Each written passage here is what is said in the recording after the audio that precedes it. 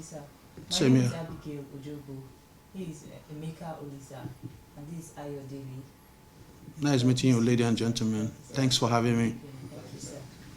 Okay, sir, we'll go straight.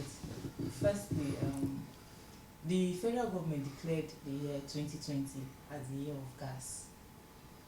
What are the milestones Nigerians should expect? Okay, thank you. Very good question. Perhaps I will start with some policy directions. Now, if you recall, the federal government, through the Ministry of Petroleum Resources, started the implementation of carefully conceived policy aspirations and initiatives in the oil and gas sector, and in particular for the gas sector, as encapsulated in the National Gas Policy approved in 2017 by the Federal Executive Council, and of course aligning with the Ministry's 2019 to 2023 key deliverable mandate areas as handed over to the Honorable Minister of State, His Excellency Chief Timothy Silva, by Mr. President, the 9 mandate areas. So looking at the national gas policy, there are a lot of improvement areas. One, predominantly, is for us as a nation to move from a crude oil-based nation to a gas-based industrialized nation. So now there are key issues that need to be addressed that were captured in encapsulated in national gas policy, one of which had to do with investment. The second one has to do with exploration of gas resources.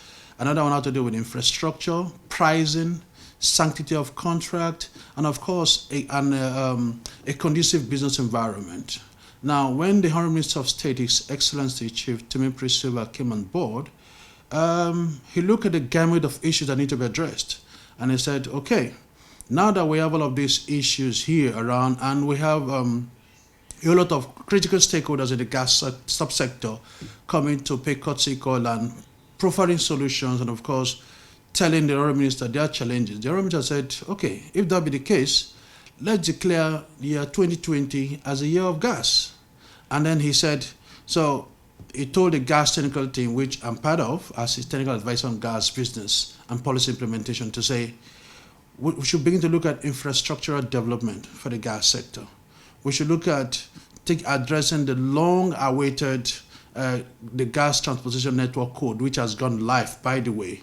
We should look at resuscitating all moribund government-owned gas infrastructure, particularly those owned by NNPC, and of course see how we can come up towards the implementation of the gas master plan, which had to do with OB3, which had to do with the ELPS 1 and ELPS 2, and the recently flagged off Ajaokuta Kaduna Kano pipeline project by Mr. President.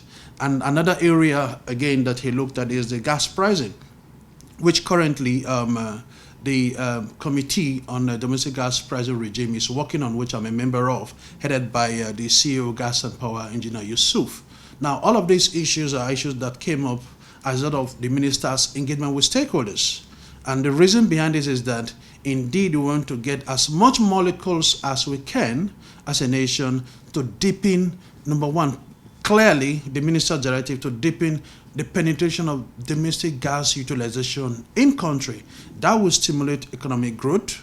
And again, in line with one of the key mandate areas, one of the 9 mandate areas, is that it will create jobs for Nigerians. And that is what the Honorable Minister of State, His Excellency Timothy Silva's focus is.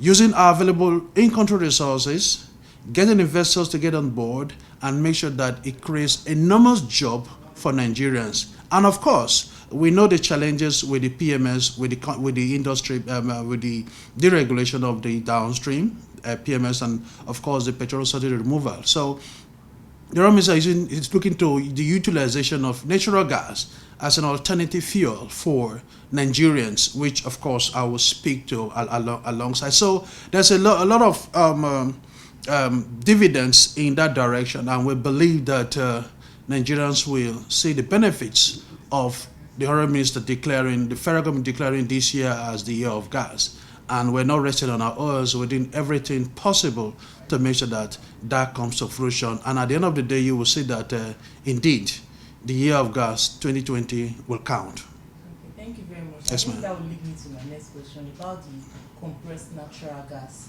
Okay. What is the policy about, and do we have the infrastructure to actually convert our PMS vehicles to that of CNG? Okay, good question. Very, very good question. Now, the idea behind our push, or if you like, the federal government's push for alternative fuel using autogas. So let me use the word autogas, and of course, the other one is the natural gas vehicle. So I'll just try to simplify it. Autogas is basically LPG, liquefied petroleum gas, what you know as cooking gas, and in the scientists will call it propane. The chemistry student will call it C3H8 and all of those. So that's LPG. Now, the other arm of the auto gas, which people call natural gas vehicles, had to do with compressed natural gas, natural gas in compressed form, and of course, liquefied natural gas in liquefied form. So those three, for purpose of this interview, permit me to call them auto gas, even though they have the different components and different comparisons. Now, so if you look at the national gas policy, alongside the initial issues I mentioned that we are addressing, there's issue of gas flaring, which I'll pause for now, that need to be addressed, which is chapter 6. Now, chapter 8 or chapter 9 of the national gas policy talked about LPG policy and, of course, the use of auto gas, which is LPG, CNG, and like I did mention, LNG, as alternative fuel for vehicles and other prime movers.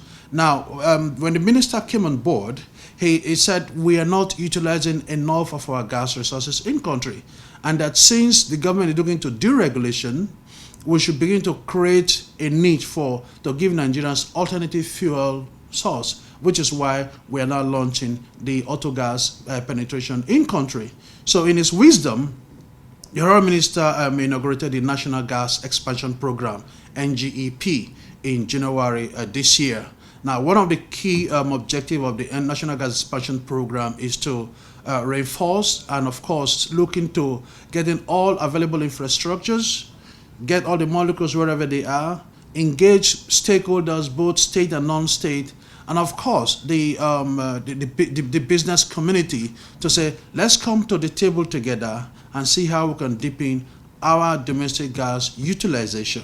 So one of the key areas we're focusing on is the use of autogas as alternate fuel for Nigerians to hook up to. Now, you can see the price of crude petrol in our pump station. So what we're trying to do now is that by the time someone drives to the fuel station, and then you see that PMS is 160, is it 160 now, 160, 170, and then you see gas, auto gas, which is LPG, going for 70 naira.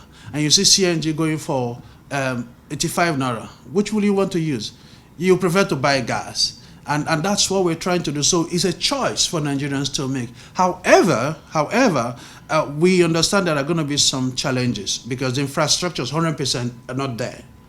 Correct? Now, we know that there are private investor companies that are using CNG, and they have the refueling stations in some part of Edo State, some part in Southeast, and of course in the Southwest in Lagos. But that's not enough. So what government is doing in its wisdom is to first and foremost demonstrate that this policy of auto gas use will work. So we're partnered with NNPC to use over NNPC retail 46 owned and operated fueling stations. That's the first phase. The second phase will be to use NNPC's lease and affiliate station, which is over 600, for the co-location and installation of auto gas, which is LPG, CNG, and LNG for Nigerians to latch onto.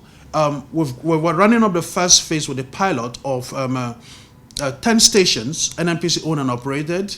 Then the second phase will be we issue the expression of interest to interested parties, third parties that will come and co-locate these products and make them available 24/7 at NNPC owned and operated fueling stations. Now, we've had engagement with stakeholders, the likes of MOMAN, DAPMA, IPMAN, and we're equally having further engagement with Nigerian Liquefied Petroleum Gas Association to bring them to the table to say, we need to be partners in progress in this. And 100%, they've told us their challenges, their problems. We're looking at them and we will address them. One of key areas we're looking at, which the Minister for Finance has clearly given a waiver, is tax value-added tax exemption, which is based on the modification that anything that has to do with downstream domestic gas utilization in country will be tax exempted. It's been captured in the list. So that's some form of incentives. So that at the end of the day, when we were looking to convert, when Nigerians want to convert their vehicle to run on dual fuel, it will not be too much of an expensive thing for them.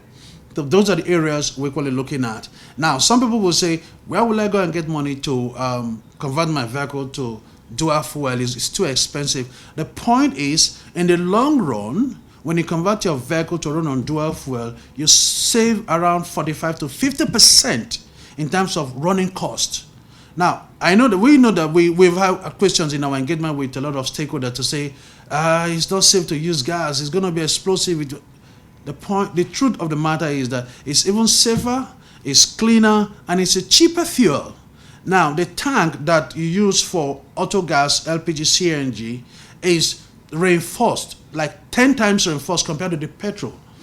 It's even more dangerous to drive on petrol than even with gas.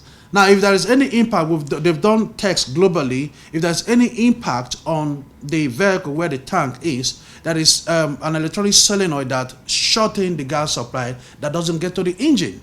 So all of these measures have been looked at, and as part of our commitment in the National Gas Expansion Committee, the Standard Organization of Nigeria is a member, including the DPRO. They manage the safety aspect of all of these issues. So we're looking at all the issues. So we're looking at quality control and quality assurance in terms of the conversion, and the people that will do the conversion must be competent and have the licensing to do all of that. So our assurance is to Nigerians is that it's been done, it's practicable, it is even happening in country in Nigeria, and it will save us the issues around pollution of our environment. So it's a potential no-brainer that it will help us to address climate change issues. And overall, is the best option. Now, look at a country like Nigeria that have 203 trillion cubic feet of gas, proven, and 600 unproven, and we're even the least among the people within the sub-region, which is why the Honourable Minister said this year we'll declare the year of gas, and that we must actually deepen the penetration of gas usage in country. So there are a lot of activities going on in that regard for this to happen. Thank you. Thank you, sir. Still talking about gas and the issues surrounding if you are going to utilize, there's this very serious issue when it comes to gas flare. Oh. Sir, can you tell us, like, what is the rate of gas flare and what is being done? Is it possible it can be taken out completely? Okay. Gas flaring, unfortunately, has become one of the issues and challenges of this country, especially in the oil and gas sector, for well over 60 years, causing environmental damage and making us to be one of those the top 7 in the League of Gas Flare Nations. And that is the league, just like a typical football league.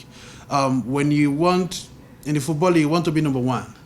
Now in Nigeria, Nigeria were number 7 in the League of Gas Flare Nations, and we want relegation in that gas flare league. Now, how do we want to do it? The federal government, when the national gas policy was approved, Chapter 6 of the National Gas Policy, section, page 6.4 to 6.8, talked about government will collaborate with third parties, they will collaborate with industry operators, they will collaborate with technology providers, and of course, investors and communities to work towards reducing this gas flare to as low as reasonably practicable.